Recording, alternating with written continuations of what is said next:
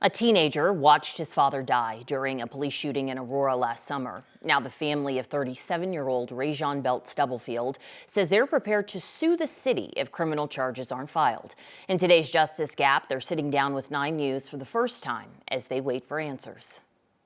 And I'm wondering, thinking of things that he said, and I'm just like, oh my God, you're so dumb. all I like to do. He always made me laugh, or he always made me feel good, and that's him, just a clown. And I miss that. That's the man Tandra Blankson says she was married to, a goofball, the kind who could make a room laugh. Get your hands up, dude! Don't shoot me. The last moments of 37-year-old Rajon Belt-Stubblefield's life would look very different. Yeah. The day he died started simply.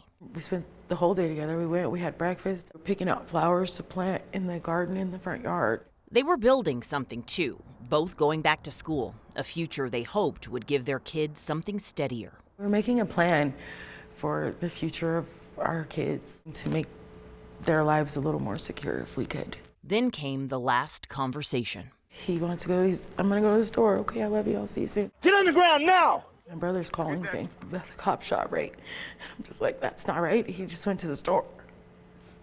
He just went to the store, and I'm making dinner. Get on the ground! Aurora police pulled Rajon over for speeding and a suspected DUI at 6th Avenue and Sable Boulevard. He fled, rear-ended one car, collided with another, then got out. Now when I walk in, I see him, and I'm just like, oh gosh, I can't even pick up the shoes now. The echoes of loss don't just live in headlines. They linger in the quiet corners of a home, in the small routines that suddenly stop. You know, can you stop leaving your freaking shoes in the living room? And now I'm like, I can't even move his shoes. I just leave them in the living room. But Tandra says what haunts her the most isn't just the loss. It's who was there to see it happen. I don't know. A lot of the time I think about Zion just because he was there for it, which I think is the most horrible part. Experienced a lot. Rajon's 18-year-old son, Zion, was feet away, watching as his father's deadly confrontation with Aurora police unfolded. Dad, chill. No. Get that. No, Dad, chill. Get that. Officer, chill. Why? Why had to go that way? Get on the ground! Ready for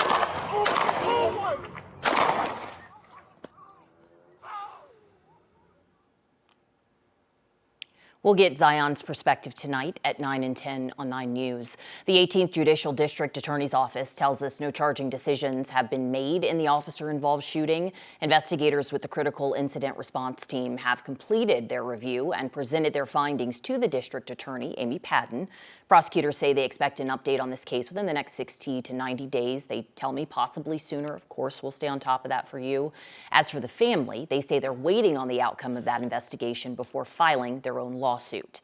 So to break down what happens next and what prosecutors will be weighing in the coming weeks, I'm joined now by our 9 News legal analyst, Whitney Traylor. Whitney, I appreciate you for being here. I know I've asked you to look at this police report, look at the body camera video. You've done all of that. Now I just want to pick your brain. And I think we have to start with what our viewers are probably thinking, right? Like you see this video, which we've showed you, and in this particular instance, Rajon Belt-Stubblefield, he had been drinking. Yeah.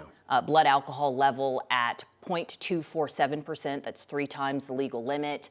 He had crashed a car, rear-ended one. He's stumbling, kind of squaring up to the officer. There's a lot involved before he is shot. Yeah. When you look at the body camera video and you're looking from a legal mind, is this a justified shooting? What are you looking at? Well, you laid it out, a number of those factors, and the real question that the DA is going to really look at is, did the officer reasonably believe that there was an immediate threat of serious bodily harm or death?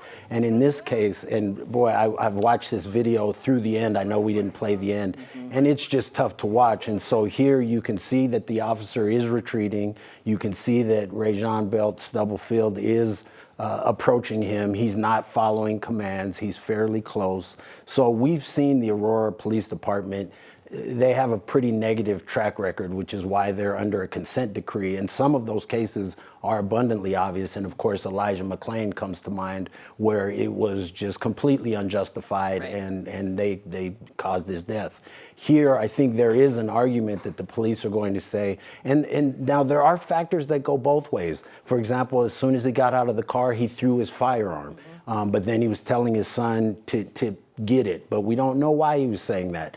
To get it, to put it back, to get it to use, whatever. So there's this one weapon sitting there, so that's certainly in the officer's mind, because the question is, what would a reasonably objective officer believe at that time? So, okay, we know he doesn't have a weapon, so that could be argued both ways. We know he's not following commands. That supports the justification of the shooting. He was squaring up, as you said. He was getting aggressive. But at the same time, if the officer knew he didn't have a weapon, could he have used the tase? That's always a question. Why the officer backed up into the street, that's also a question. And of course, this all happens very quickly, but there's a plethora of video for us to analyze and to look at all these different angles. And then, of course, I mean, the question I have, and this still kind of haunts me, actually, when the shooting happened and the way he fell, because the first two shots appeared to be in the shoulder area. And I watched it, and from what I saw from my vantage point was he stopped. And so at that point, why did you take that third shot into the head that seemed to be the fatal shot? And that's when he went down.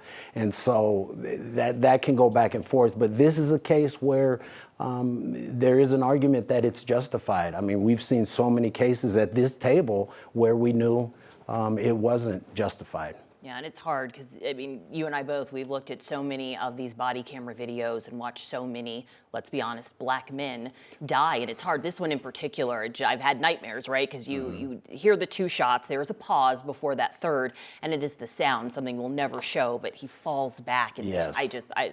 let's move on, because Yeah. that's very dark. Yeah. But I just want to ask from the family's perspective, you know, I talked to his wife, Tandra, who's just really so eloquent in the face of something so horrific. And she said the punishment for driving drunk, for being aggressive with police, right, with resisting arrest is not the death penalty. So from that perspective, do you see where the family might have a case if they do pursue the civil case that they have threatened? Yeah, and I get so tired of that argument where people say, just comply. Right. And a lot of times the person's already subdued and they're simply moving around. In this case, compliance was a little bit different in that he was continuing to approach, and the officer waited, I think, as long as maybe was reasonable. So yes, I do think that they would have a basis for a civil claim. They could certainly sue under there's federal claims, and there's the police accountability bill under Colorado. So the individual officer could be liable and the department could be liable. And of course, there's a different standard. So I know they're waiting to see, but they could certainly file now, and the criminal case is, you know, beyond a reasonable doubt. The civil case is a preponderance of the evidence. So they did, and the family did file 2 notices, Right. which they're required to do, which suggests that they ultimately probably will file suit. Okay, final question for you, just to help the viewers kind of understand what happens during this waiting period, because we reached out to the DA. They say that, you know, potentially 60, 90 days are going to come with their answer. Based on what you've said, I'm thinking they're going to find this to be a justified shooting. Obviously, we don't know that for a fact.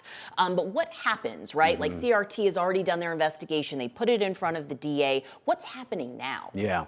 So if they have it, the critical incident response team has put together this detail. They've talked to witnesses. They've looked at the video. So they're going to present all that to the district attorney, and then the district attorney is going to spend the time. Amy Padden will look at it and determine, one, was it justified? What did the officer reasonably believe at the time it happened? And if she felt that it wasn't justified, can she prove it beyond a reasonable doubt? In this case, we've seen cases where it was obvious. This case, I think they'll probably come back with a justified shooting, and no criminal charges will be filed. Okay, guess we'll find out here sooner than later. But Whitney, thank you. We know it's never easy to look at these instances, justified or not, to see black men die.